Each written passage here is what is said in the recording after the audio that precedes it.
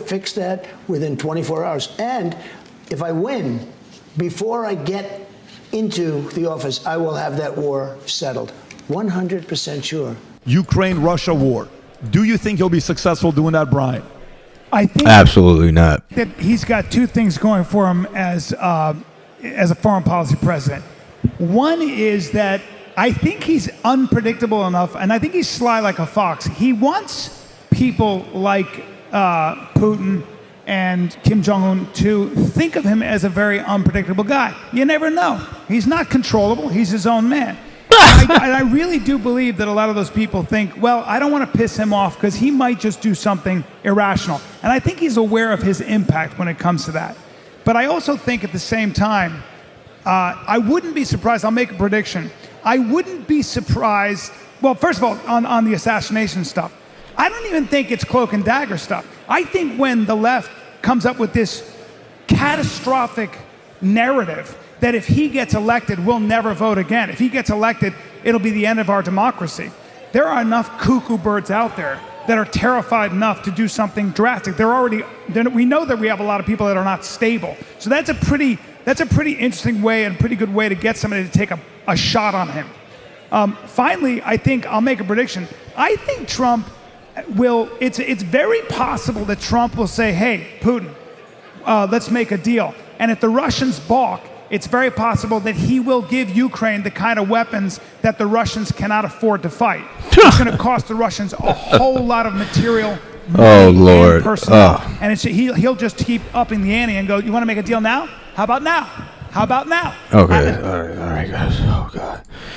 Guys, see, this is what I'm talking about with some of these characters that are that think Trump is like some of this like savior that's going to be able to solve the world's problems, guys. It is quite evident that Russia has militarily defeated Ukraine. The literal ratio is like 1 Russian live for every 6 Ukrainian lives. They have far superior military, missile technology, drone technology, and even more nuclear weaponry than the United States. So I don't know exactly. This guy's a complete bonehead. 6 Ukrainians die for every Russian that is dying. Okay, Donald Trump is risking his life getting involved in trying to end that war by somehow, without at least consolidating some land over to Russia. And what the hell does Russia? Why would Russia end the war? For what? They're winning. They've literally destroyed Ukraine. Like, they've absolutely controlled and have dismantled Ukraine. It's like literally a waiting game for them until like the United States can't fund the war anymore. You know, it starts affecting the economy at home, and everybody starts protesting and rioting, and they have to stop funding the war. I mean, like, what is this guy talking about, dude?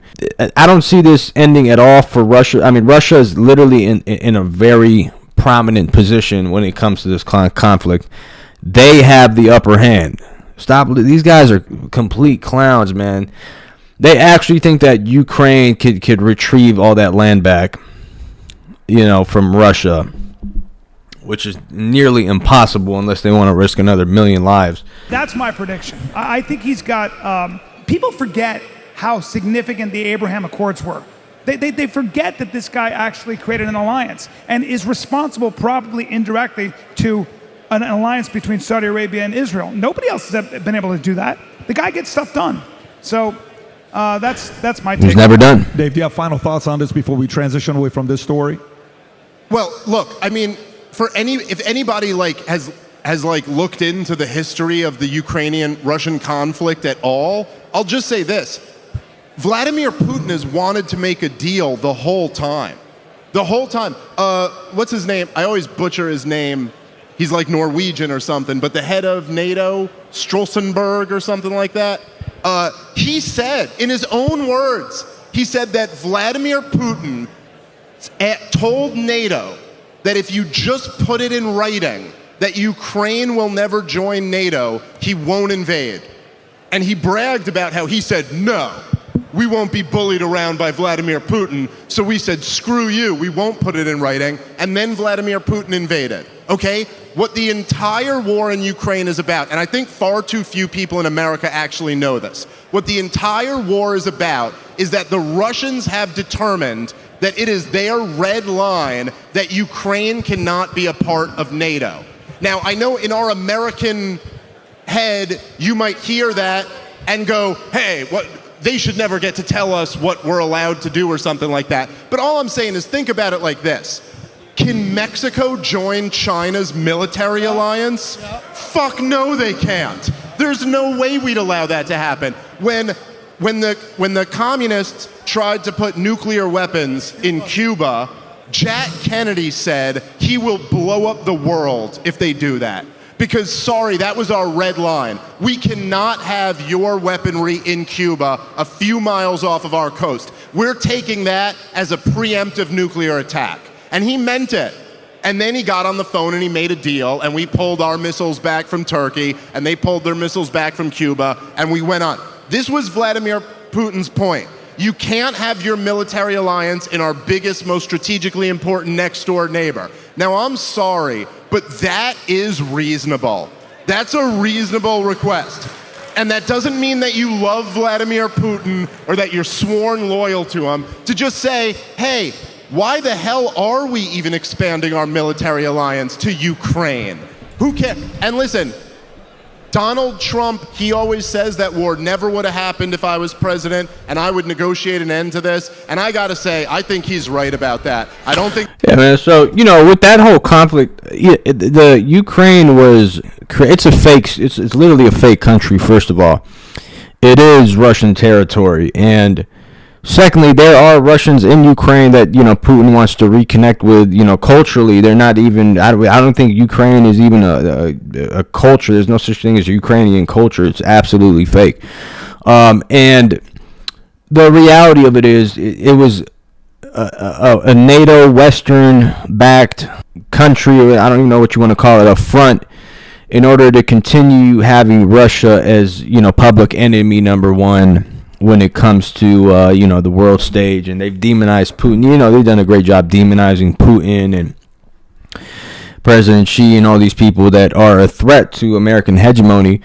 And Russia was just that. It's just basically to fund and profit the military industrial complex. They always could have an enemy in Europe anytime they want to start a world war and allocate as much funds and have an ecosystem where for the military industrial complex and all these elitist families, these corporate thugs that are behind all these wars that are going on around the world. And that's really what it's about. Ukraine is basically a base or a proxy for the West along with Israel, and both countries are essentially, non-legit countries, to be honest with you guys. If you want to, let's just keep it real here. So most of the people in those countries don't even know what their origin or where they come from. They have different roots that connect to empires and different societies that existed thousands of years ago. You go to Israel, for example, they're either Polish or from Yemen, or they're originally from Iran or some of these other places, right? And most Ukrainians are actually Russian or Polish or Yugoslavia. So it's a strange dynamic when you break it down. But there is anyone who is studying the conflict and thinks that America has any authority or any say when it comes to this, or any upper hand when it comes to the war in Europe, is absolutely a moron. Okay, they have zero leverage with what's going on in Europe. Okay, Putin has literally has had the upper advantage throughout this entire conflict, and if he wants to continue having the war, he will. I mean, he's not losing it though, but what is he losing? A few, he's obviously losing a lot of soldiers, it's taking a lot of toll on a lot of lives, but overall, like, it's a big W for him.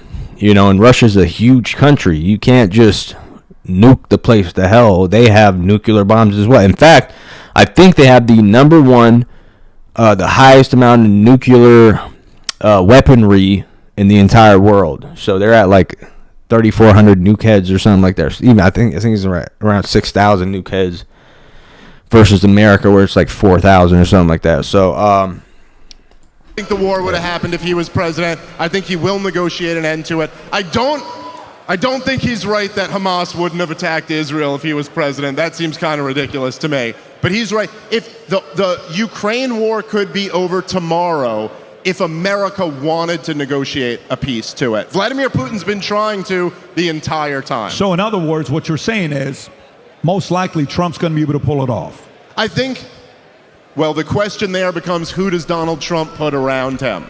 If Donald Trump puts Mike Pompeo, which he will, a.k.a. Liz Cheney's pick for defense secretary, if he puts John Bolton, a.k.a. Hillary Clinton's pick for national security advisor, then maybe not. Then maybe it doesn't happen. But if he listens to Tucker Carlson and Bobby Kennedy, Vivek Ramaswamy, and all the smart people around him, then yes, he could negotiate an end to that war.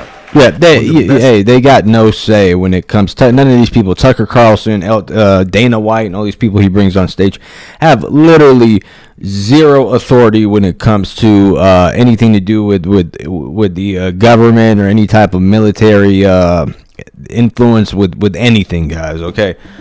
He's going to be forced to either go with these two picks. They picked him for a reason. Again, any of these people want to think that somehow magically Trump was just like stallion that beat all odds and won the presidency. And, it's complete BS. Okay.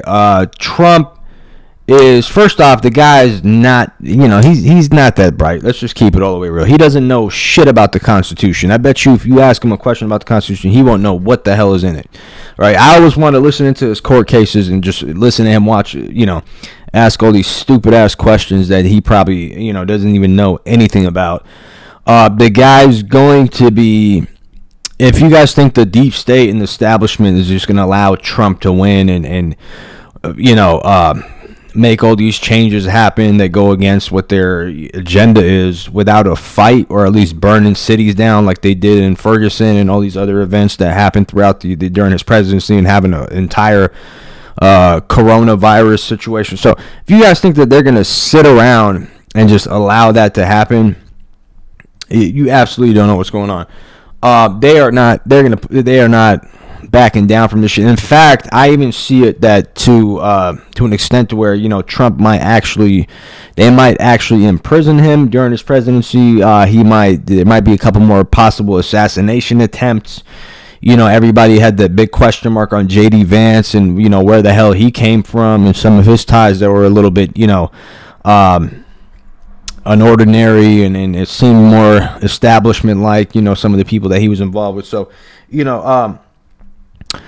again, he's gonna have to put up a pretty good fight. So we'll see if the guy makes it to the inauguration. I hope he does. I'm not with these people, but I'm just saying, it's not as easy as he makes it seems. Like he's gonna implement all these things January 15th without having the Democrats are plotting, man.